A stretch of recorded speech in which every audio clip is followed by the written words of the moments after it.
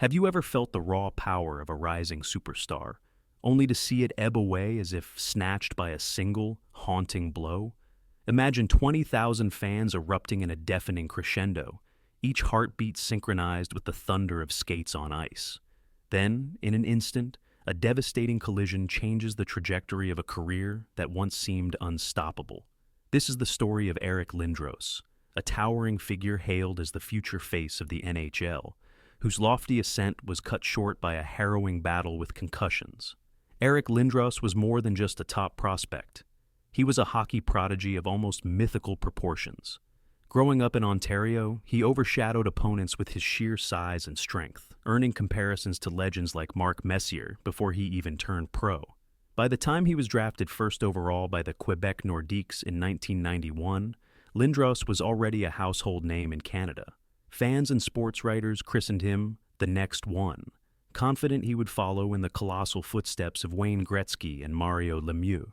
Yet Lindros' path into the NHL was anything but straightforward. He famously refused to report to the Nordiques, citing concerns about both the franchise's management and market. The standoff became a media spectacle, culminating in a blockbuster trade to the Philadelphia Flyers in 1992. From that moment on, an entire city, passionate, blue-collar, and itching for hockey glory, placed its hopes on a 19-year-old phenom who had yet to play an NHL game. If Lindros felt pressure upon arriving in Philly, he didn't show it. At 6 feet 4 inches and over 230 pounds, he crashed through defenses with an intensity rarely seen. Night after night, he demonstrated a potent combination of brute physical force and refined skill. Thunderous body checks, crisp passes, and blistering shots that seemed magnetically drawn to the back of the net. He wore the captain's C on his jersey at age 21, emblematic of how swiftly he had become the Flyers' cornerstone. Philadelphia fans, known for their unflinching passion, fell in love with the Big E. He quickly formed the Legion of Doom line with John LeClair and Mikkel Renberg, a trio so dominant they became a nightmare for opposing defensemen. During the mid-90s, Lindros seemed to fulfill every bit of the lofty hype. He led the Flyers to deep playoff runs, including a trip to the 1997 Stanley Cup Final. Though the Detroit Red Wings ultimately bested them, Lindros' star only continued to rise. Behind the highlight reel goals and punishing forechecking, however, lurked a growing problem that would become Lindros' greatest foe. He played a rugged style, never shying away from contact. And in an era when the NHL was still learning about the long-term dangers of head trauma, concussions were often downplayed as getting your bell rung. Lindros absorbed massive hits year after year, including some unforgettable collisions, like the one delivered by Pittsburgh's Darius Kasparaitis that left him dazed on the ice. Although he'd returned to the lineup time and again, each blow incrementally eroded his resilience. With each recovery, the risk of another, more severe concussion loomed larger.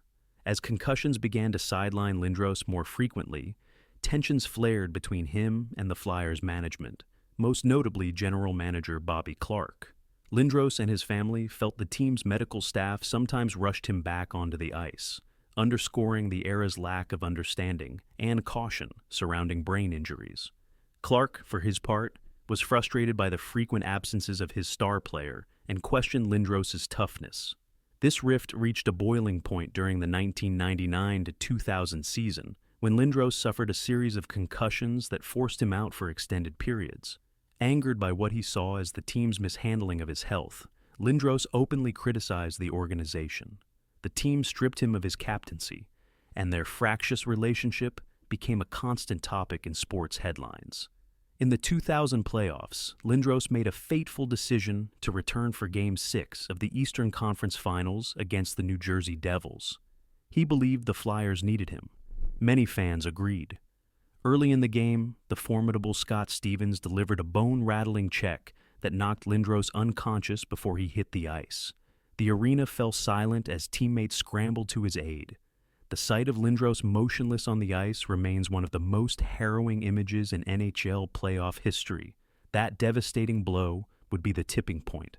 Lindros had already endured multiple concussions in quick succession. The physical and emotional fallout from Stevens' hit left him sidelined indefinitely. His once invincible aura shattered. Philadelphia was ousted from the playoffs soon after, and Lindros never donned the orange and black again. After the playoffs, Lindros' relationship with the Flyers disintegrated completely. He sat out an entire season awaiting a trade and ultimately found a new beginning with the New York Rangers in 2001. While he put up respectable numbers in Manhattan, the explosive dominance of his prime years never fully returned. The specter of concussions haunted him. Anytime he took a big hit, fans held their breath, wondering if this would be the one that ended his career for good. Stints with the Toronto Maple Leafs and Dallas Stars followed.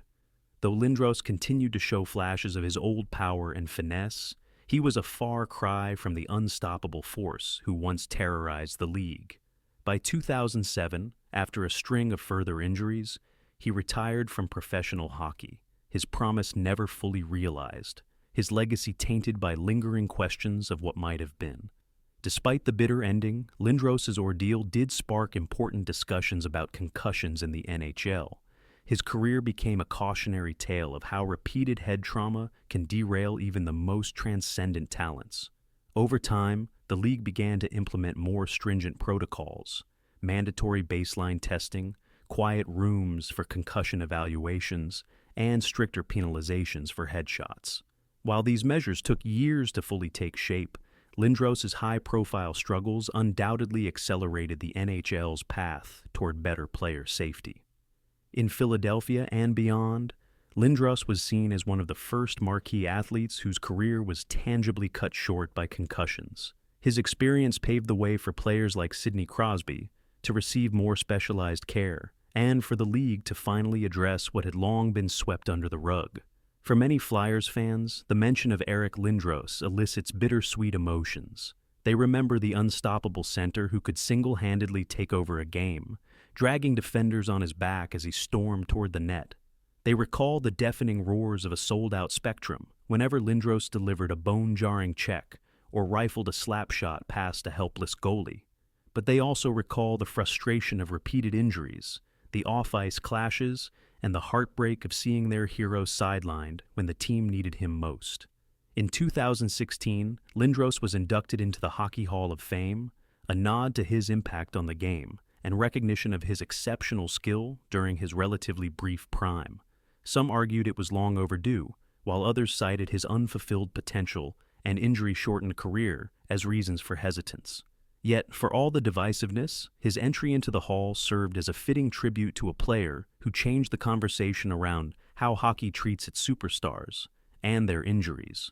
Much like other sports icons who suffered career-altering setbacks, think Bo Jackson in football and baseball, Eric Lindros leaves behind a trail of what-ifs. What if he had managed to stay healthy? Could he have rivaled the records of Mario Lemieux, Jaromir Jagr, or even Gretzky himself? Would Philadelphia have hoisted more Stanley Cups in the late 90s or early 2000s had the Big E remained in prime condition? Those questions can't be answered, but they continue to fuel debates in bars, on sports radio, and in living rooms whenever the subject of Lindros arises. The one certainty is that Lindros marked a turning point in NHL culture, an archetype of raw potential hamstrung by an invisible, cumulative enemy. Years after his retirement, Lindros' name still carries immense weight. He left a significant footprint not just on Philadelphia hockey, but on the broader narrative of the NHL. The towering center who shook the ice with every stride, who seemed destined to redefine the position itself, ultimately succumbed to a series of injuries that modern sports medicine might have mitigated. And so, we ask you, should Lindros' career be remembered primarily for his earth-shaking dominance, or for the tragic concussions that stole his future? Let us know your thoughts. Because if Eric Lindros taught us anything, it's that even the fiercest warrior on the ice can be undone by an invisible threat.